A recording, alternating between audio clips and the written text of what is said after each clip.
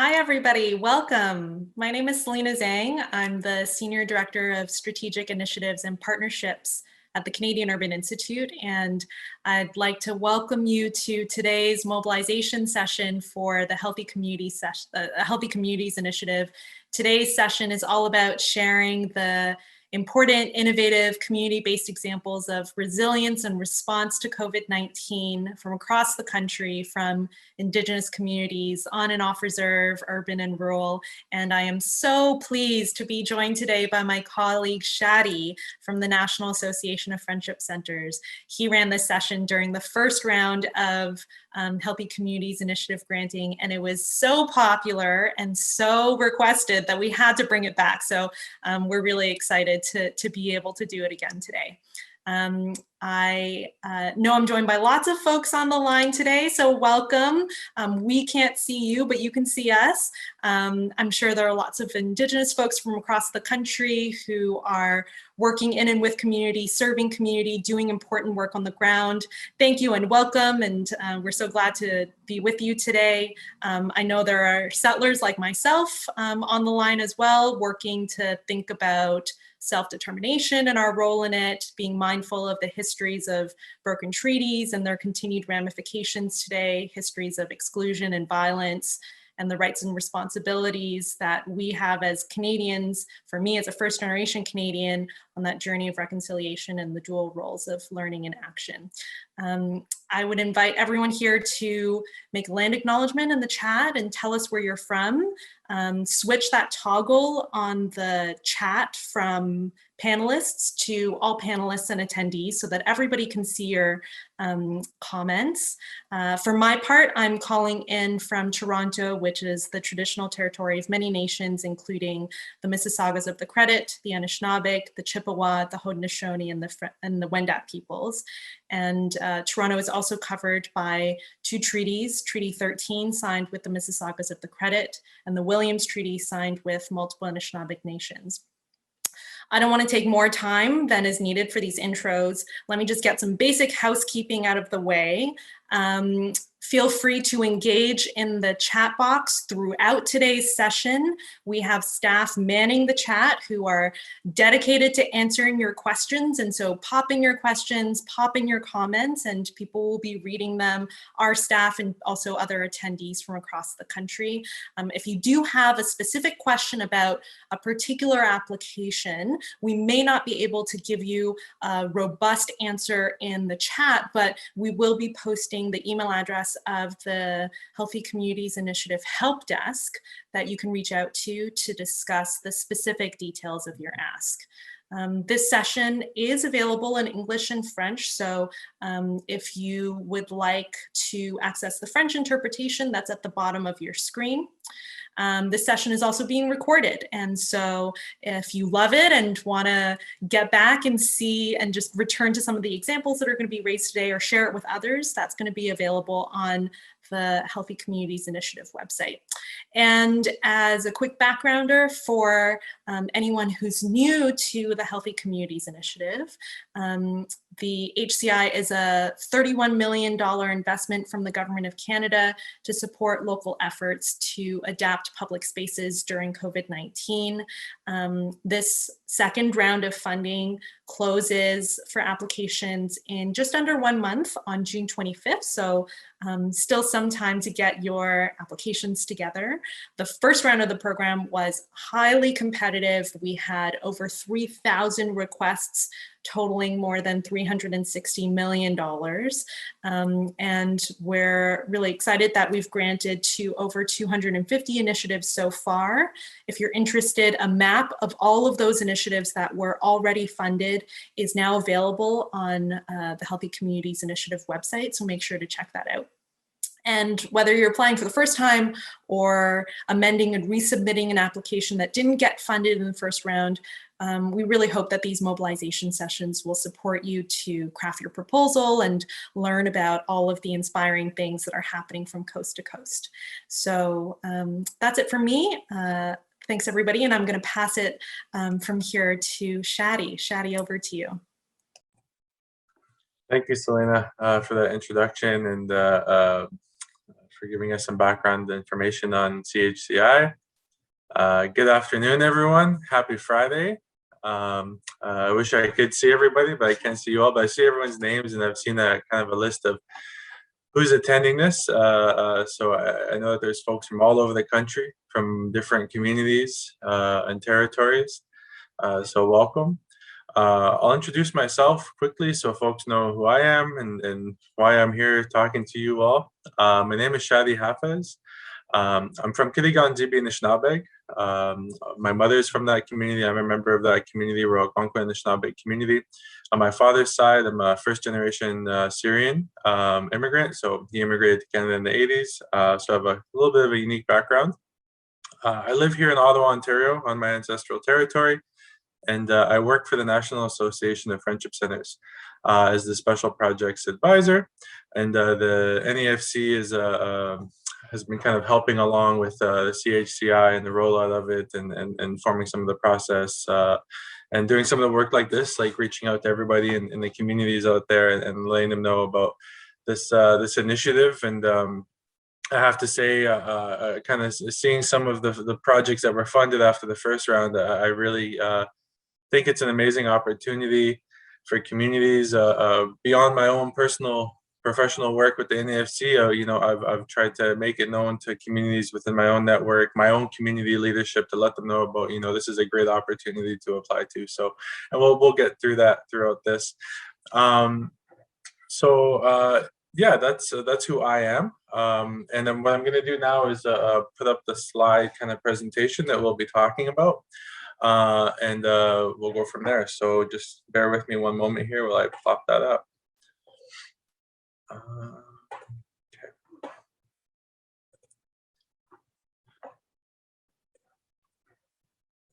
So I believe everybody can see that, hopefully. Okay.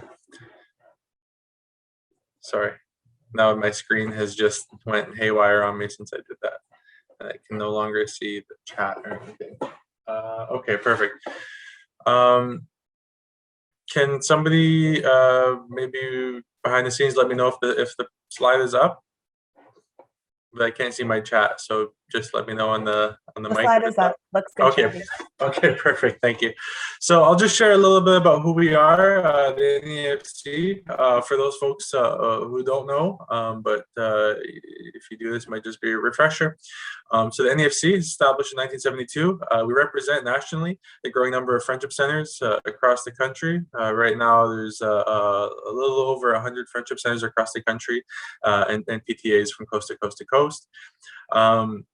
You know, friendship centers themselves are Canada's most significant on-reserve Indigenous service delivery infrastructure and are the primary providers of culturally enhanced programs and services to urban Indigenous residents. And for over half a century, friendship centers have been facilitating the transition of Indigenous people from rural, remote, and reserved life to an urban environment.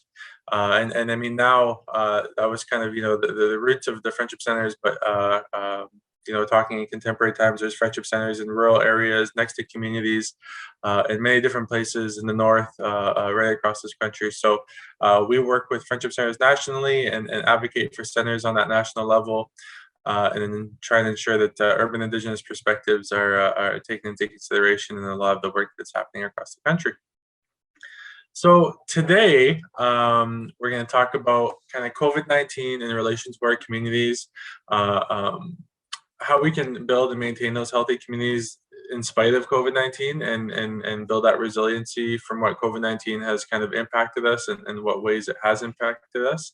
We'll talk about some of the eligibility around the project itself, and then we'll look at each of the streams of the projects, talk about what some possible projects that you can kind of apply for through CHCI, what those projects might look like. We'll highlight some of the projects that have been funded already, so you can get a sense of, you know, maybe some inspiration from what already exists out there. And then, like Selena had mentioned, we'll take questions at the end.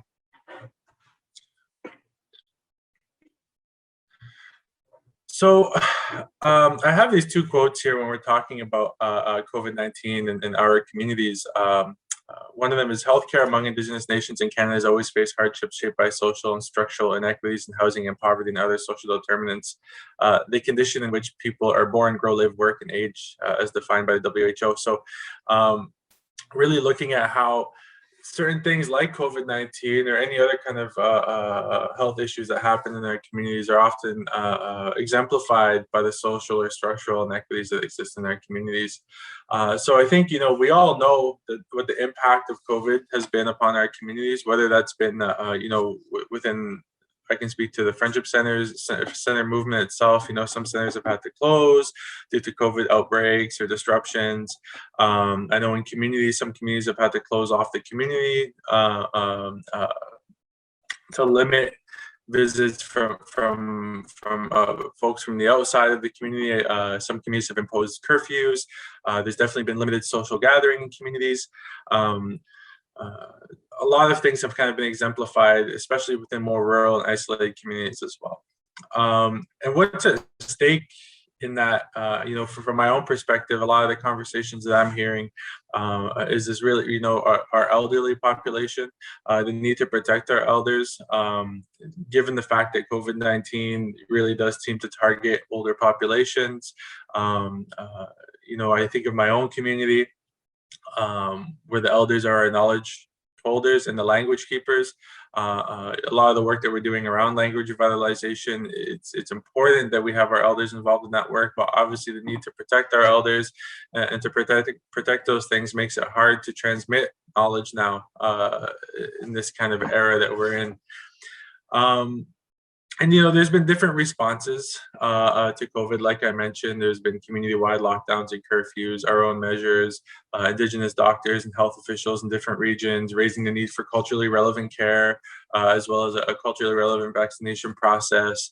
And that's been kind of ongoing and happening. And I think now with the rise of vaccines in communities, I know I've been seeing positive trends in our communities. Some communities are starting to open up a little more, and some areas are starting to open up a little more. But we still really, I think communities are starting to look at kind of alternative ways that we can maintain a healthy community, maintain that holistic health within our community, going into the future, given that things like this may happen again, or just even looking at COVID has kind of inspired maybe different ways of connecting with folks. And so I think this is what CHCI ultimately is really going to help with, is taking some of these new ideas and making them a reality.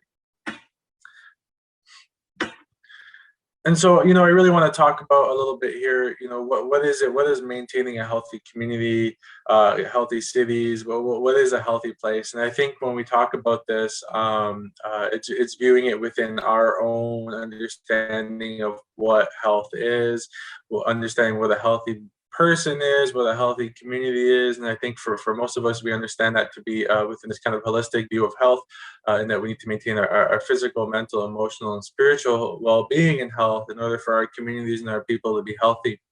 Whether this means having a healthy sense of identity in the community, that can be a cultural identity or a political identity, having a healthy relationship between our elders and our youth, and family relationships, being able to assess and mitigate risk, being able to engage with our community from a leadership to community perspective. How do people engage with each other? How do people relate to each other and communicate with each other? Looking at governance, food security, economic sustainability, ensuring that we have knowledge that's transmitted through land-based practice, ensuring that we have ceremony and spirituality within the community, whatever that looks like in your respective community. And so how do we continue to maintain all of these aspects of our communities during the COVID-19 pandemic? And these are the questions that I believe CHCI is kind of asking us to answer in a way through the proposed projects that people want to put out there. And so I'll just briefly talk before we kind of get into the more detailed stuff about what projects can look like and what the different streams are. Just want to talk a little bit about the eligibility of CHCI.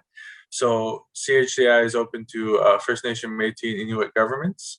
Indigenous, so that could be First Nation, Métis, Inuit, or LGBTQ, Two-Spirit plus community organizations and nonprofits. This includes friendship centers. It includes urban health centers or housing kind of authorities or programs. Community organizations that are located on or off reserve as well are eligible.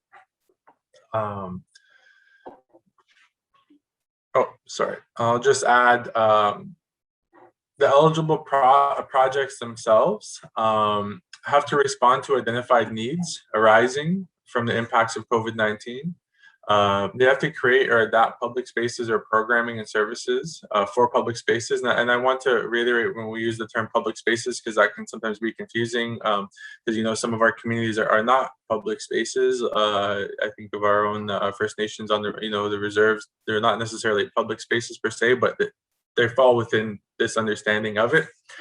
They have to engage the community, serve and be accessible to the public and or community disproportionately impacted by COVID-19, and fall within the 3 CHCI themes. So they are safe and vibrant public spaces, improved mobility options, and digital solutions. So now we're going to go through each of those themes. So the safe and vibrant public spaces, improved mobility options, and digital solutions. Talk about what they mean exactly, and what some ideas, some examples of ideas that you could possibly do within your own community, or talk about within the community to see if that's something that would interest you, and then potentially put in a proposal for something like that. Sorry, I have too many screens here. Okay, here we go. So creating safe and vibrant spaces. So this is really, it's projects that create or adapt existing public spaces such as parks, main streets, and indoor spaces that encourage safe cultural or physical activities as well as local commerce. So how can we create safe and vibrant spaces in our community? What I want to do is kind of highlight an example that has been funded so far in the last round, and that's the Squamish Community Gathering Gazebos. This project kind of had two specific focuses. One was an immediate need to regularly bring families together for meetings, youth talking circles related to life skills, culture and wellness, and family circles. And these gazebos provide a safe and vibrant outdoor space for families to regularly meet and continue to learn about language, arts, and culture. And the second reason for these gazebos was to keep students from falling behind in education. And so the gazebos allow staff, education staff, and contractors to work with students in a safe and covered area while following health safety protocols. So basically, the proposal was for them to build these outdoor gazebos to be able to maintain some level of cultural and educational programming in the community, but take it from like an indoor to an outdoor space where it was safer for community members to gather in that way. Another project that was funded is the Val-d'Or Friendship Center in Val-d'Or, Quebec. This project consisted of creating a permanent outdoor exhibition of Indigenous artworks at the Kenawit Cultural Center. And so basically, they created an outdoor kind of exhibit for community members and people within the city of Val-d'Or to be able to kind of walk through and learn more about the local Indigenous community as well as the local nations in the area, and ensure that people can continue to learn and relationships can continue to foster in the community despite kind of the limitations of COVID. So those are some examples of projects that have been funded so far, but there's a number of different ideas and possibilities. So transforming outdoor space for community activities, enhancing, creating, or changing recreational, cultural, or community spaces to ensure social distance measures are in place. Community gardens, traditional medicine harvesting, and walking paths, land-based programming and outdoor tents for senior and community activities. So there's actually been quite a number of community gardens and kind of food security, food safety programs that have been funded through this so far, greenhouses, different ways of looking at food security within this kind of COVID era, but also fostering kind of community connection through food harvesting, whether that's through land-based harvesting or through more farming practices. Those are some different ideas that have been looked at. I just want to showcase this. This isn't an example of something that was funded by CHCI. This is a separate initiative, but I thought it was really interesting. So setting up warming tents for the homeless population during the extreme cold. This was done during the winter, but setting up some kind of service to address a disruption that COVID has caused. And so obviously within this situation, COVID, I believe, created some difficulties around sheltering the homeless, although difficulties we know already exist in many different places. There's a lack of services and programs there, but this coalition kind of took it upon themselves to build outdoor spaces so homeless people could stay warm, despite whatever COVID precautions or limitations there are in shelters right now. This is another example of the Inuit organization in the Western Arctic doing an on-the-land program. So basically this was like grants given to community harvesters, whether they're hunters, fishers, or trappers, to be able to go out on the land for multiple weeks and kind of do the COVID type isolation stuff, but on the land while maintaining traditional practices and sharing those practices with their families.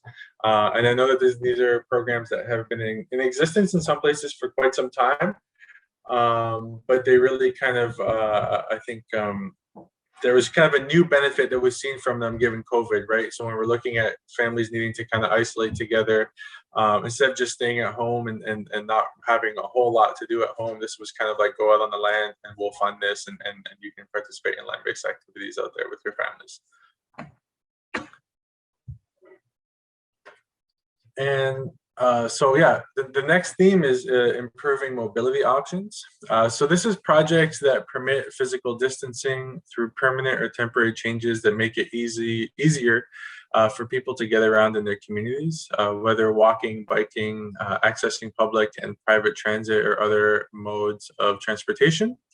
There's one project I wanted to highlight that took place in the Okanagan, where a community basically, this was funded through CHCI, and it was a pathways project where the community developed pathways between kind of residential areas and different service areas in the communities to kind of promote walking, getting outside, but also accessibility of spaces within the community.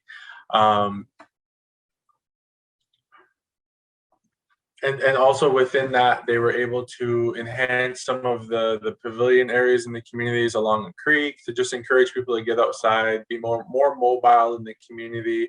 So it was a really great program. Some other possibilities for mobility options could be something like setting up grocery delivery services for elders. I know in my own community, this was an idea that was brought up in some meetings with community members, about setting up grocery delivery services for elders, setting up maybe a food pickup for people with disabilities in the community, ensuring that there's the more vulnerable folks in our communities aren't exposed to the harms and risks of COVID by making sure they don't unnecessarily have to put themselves in riskier situations, that like including going to maybe a smaller, more packed grocery store. Enhancing entry and service use in existing buildings. So this could be retrofitting some stuff to develop drop-off windows, counters, like speaker type systems for the inside to the outside, just to ensure that any kind of building can be enhanced to reflect the different COVID precautions and measures we have to take these days. Some other possibilities include updating or creating winter facilities with increased comfort for community members, updating or creating new mobility and accessibility options for rural or isolated communities, programs that promote healthy mobility. So this can be like bike paths, like the paths we were talking about, walking infrastructure, Oh, that's not supposed to go there. That's supposed to go there. Sorry. So this was an interesting example, and I've seen a few of these examples so far, not related necessarily to CHCI. This was stuff that was already ongoing, but I thought was really interesting and kind of fits within this that I wanted to showcase. This was a drone delivery service for Beausoleil First Nation. So basically, from my understanding of it, this community has kind of set up a drone delivery service for COVID-19 supplies to come into the community. So instead of when I guess if you had to close down the community for whatever reason, you want to limit contact with outside communities coming in, you could set up this drone delivery service, which was really interesting. And I know that this was also something that was looked into in Northern Ontario and some of the Cree communities for food delivery as well through drones. So looking at bringing together new technology and enhancing mobility options for things that are coming in and out of the communities, a really interesting and innovative idea.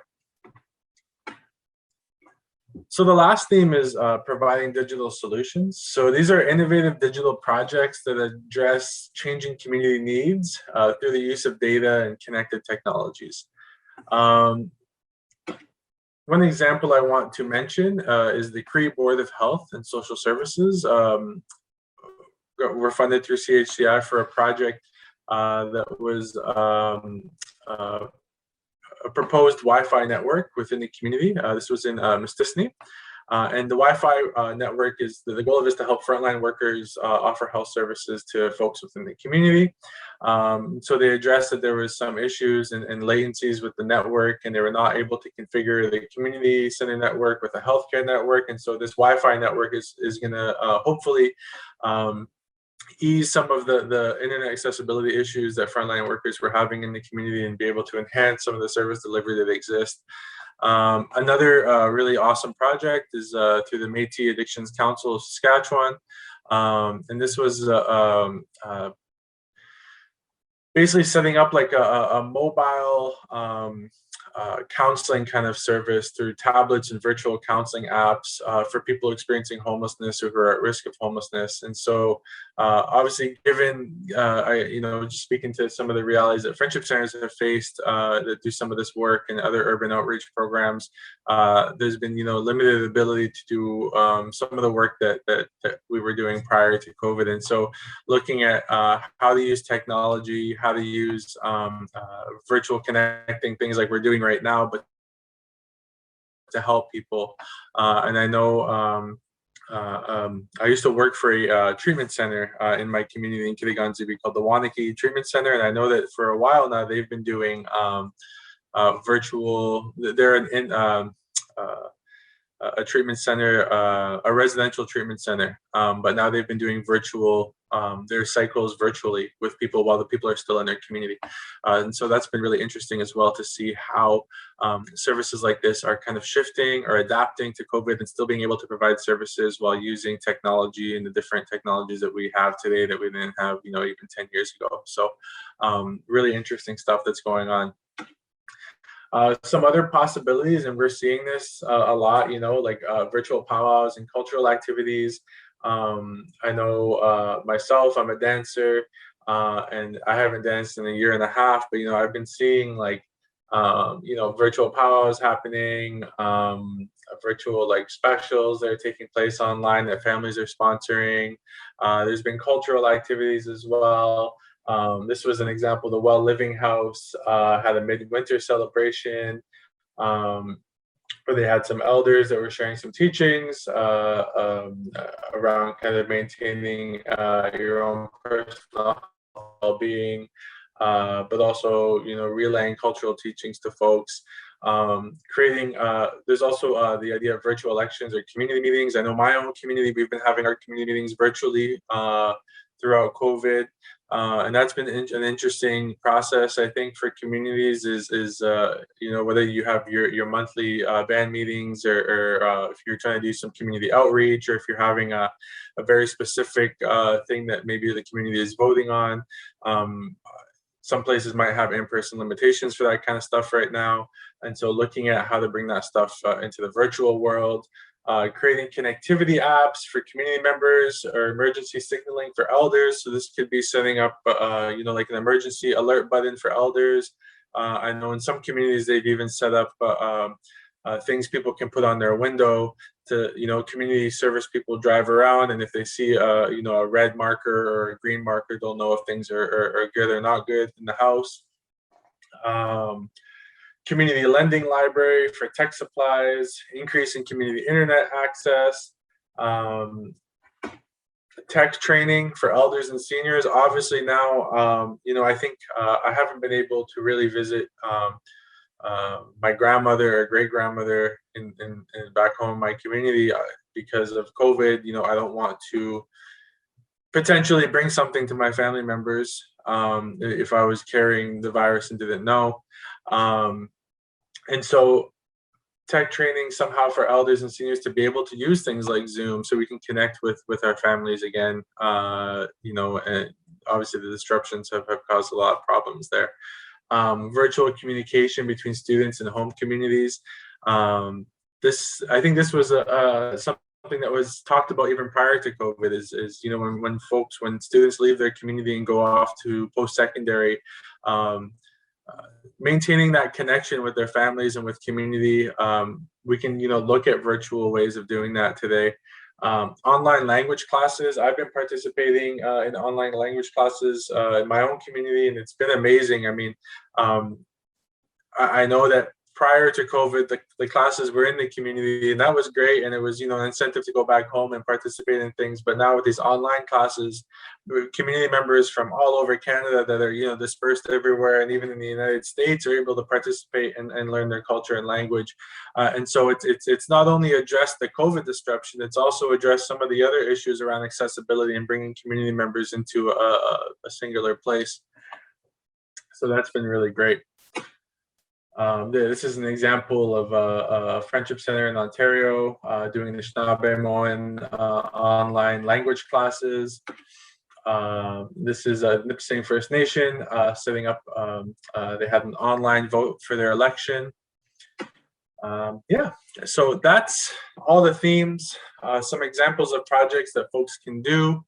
I hope that I was able to relay what CHCI, this whole initiative is about, what you can do with it.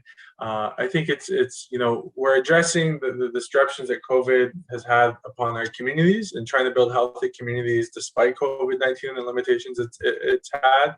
But also, I think that a lot of these projects beyond COVID-19 are really interesting and innovative ideas of bringing community together, building healthy community, relaying knowledge between generations in different ways, in innovative and interesting ways that might capture the minds of different generations of people in our communities. So I really encourage everybody that's in here to really, if you have an idea, submit a proposal, submit an idea to this. I wish you all luck with that, and I hope that all of you are safe and well in your communities, and that we all get through this very soon. It seems like things are getting better, so I hope we'll all be able to gather in some way in our communities again in the ways that we used to. So miigwech for taking the time out of your day to listen to me talk. And I hope you all have a great weekend. And I believe now we're going to open it up for questions. Michelle, I believe you're going to be taking some questions as well as myself. Thanks, Shadi. Hi, everyone. My name is Rupal. I'm from Canadian Urban Institute. And I also want to welcome my colleague, Michelle, from Community Foundations of Canada, who's here to answer any specific questions that you might have. If anybody on the line has questions for Shadi about his presentation or about his work, please feel free to put those into the chat and we'll make sure to get them answered verbally.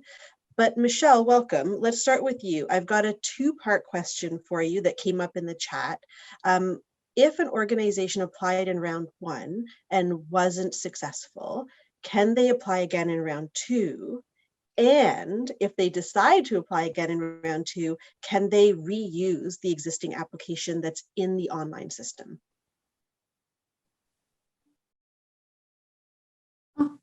Thanks, Shadi. That was a great presentation, and I really enjoyed those examples. So in terms of the kind of mechanics of the program, I'm happy to answer some questions. So absolutely, yes, you can reapply in round two. If the project is eligible for funding, but you weren't successful, of course, you can submit a new application. We would suggest that you take a look at your responses and just make sure everything is up to date and that everything is in fact eligible. Ultimately, your application will still be in the portal system. You'll be able to see it and view it. And then you can simply kind of copy and paste the questions over with whatever kind of modifications you need to do for round two before you hit that submit button. Great, thank you. And within the applicant guide, there are some important dates. One of them is June 30th, 2022. Can project activities funded through this program continue past that point? Project activities not directly funded by the Healthy Communities Initiative can continue past the June 30th, 2022 deadline, as long as all funding received has been spent. So funding recipients cannot spend Healthy Community Initiative funding past the June 30th, 2022 deadline. Great, thank you. So there's a late breaking question that's just come through the chat. Are we allowed to partner with public libraries, startup nonprofits, and new organizations that haven't yet become formally not-for-profit organizations or tribal councils? Yes, ultimately, partnerships are a great thing for this program. And so the lead partner or the kind of the owner of the application form would need to be an eligible organization. You can enter into a partnership with a non-eligible organization, such as any grassroots organization or any of these examples in here. And we have a template of such an agreement that you could use to enter in an intermediary agreement with anybody who's not listed as eligible. And so it sounds again, like, oh, sorry. Go ahead. No, go ahead. I was just going to say that the program guidelines has a very kind of fulsome explanation of that, and that's where the links are to those templates.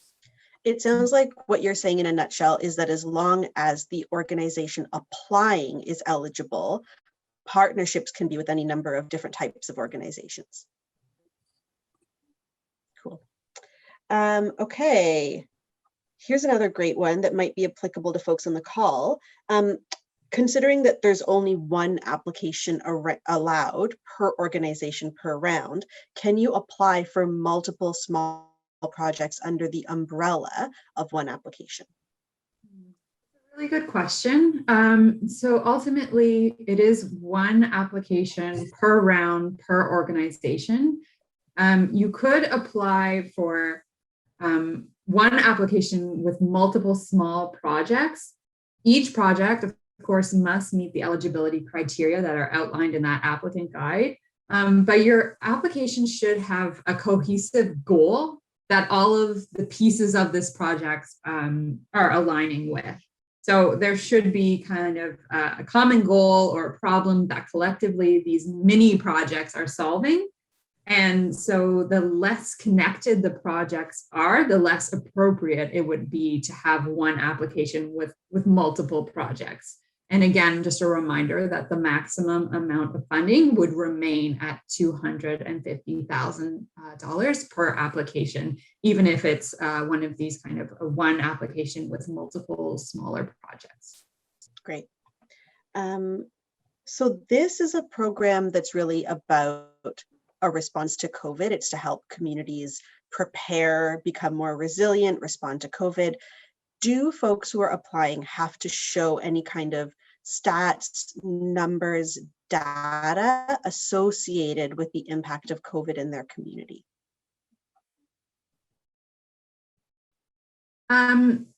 So stats are not required.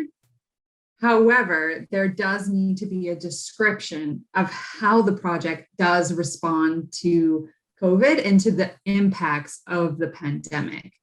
So it's in the application form, it's a long answer question where you will be asked to explain how this does relate to the ongoing pandemic and how it's a response to that.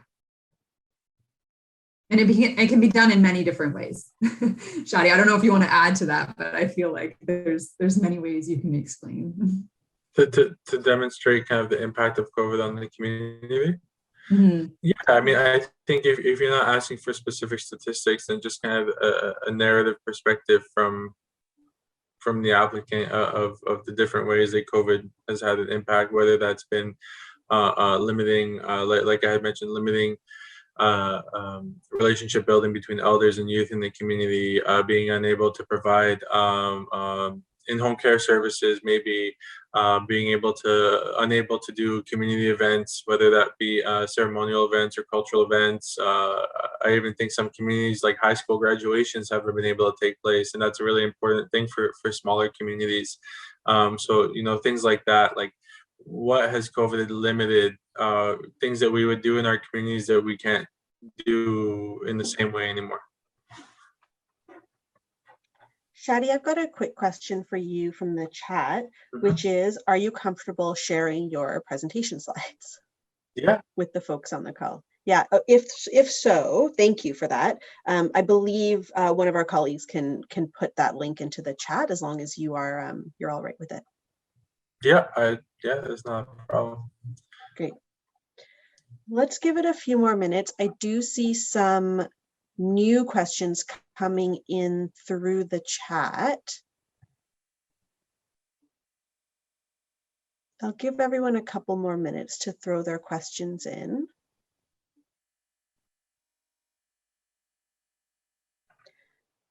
Michelle, do you have any nuance you can provide around the ineligibility of purchasing vehicles, but the ability to rent or lease equipment? Can you kind of make a bit of a distinction there for folks? Yeah, so it's, again, the program guidelines are going to have kind of a clear description of what's eligible and what's not eligible. As public funds, these are Government of Canada, originally these are Government of Canada funds, and the stipulation is that purchasing a vehicle is not an eligible expense. So you could retrofit existing equipment or vehicles. The bike sharing program is something that we have, we've highlighted as an eligible project. So maintenance is okay. Bicycles are okay, but purchasing a motorized vehicle is not an eligible expense for this program specifically. And if you have any other questions, if you have a kind of an odd or I don't know, like a unique idea and you want to talk about it, please do send us an email and we'll be able to kind of do a deeper dive into your particular situation and we can see if what we can do. But yes, just to say that leasing and renting is eligible. It's just purchasing an actual vehicle is not. Okay, I hope that helps. I believe it was Melanie on the line who had that question. It looks like we are winding down. I feel like this is a testament to the detailed nature of the applicant guide and the detailed overarching nature of Shadi's presentation that it seems like most people have gotten all the information that they needed. There aren't that many questions coming through again. So thank you both so much for being here. Thank you for all your insights, Shadi, and for all of that amazing information and for sharing that with everyone on the line. Thanks, Michelle, for answering those questions on the fly. I want to take a moment to just let everyone know that a quick poll will be appearing on your screen. So please take a moment to fill that out. And while you're doing that, I also want to let you know that the next one of these sessions is coming up next week on Tuesday, June the 1st, and it's going to be led by Park People. And the topic of that session is about creating vibrant, safe spaces and adapting public spaces in response to COVID. So if anybody is interested in that topic, it's also a back by popular demand session. It was quite popular the first time, so I hope people can join us. And as always, if you can't join us, the recordings go up the next day on the CHCI website. Thanks, everyone. Thanks for joining, and we'll see you next week. Thank you, everyone. Thank you. Have a good weekend.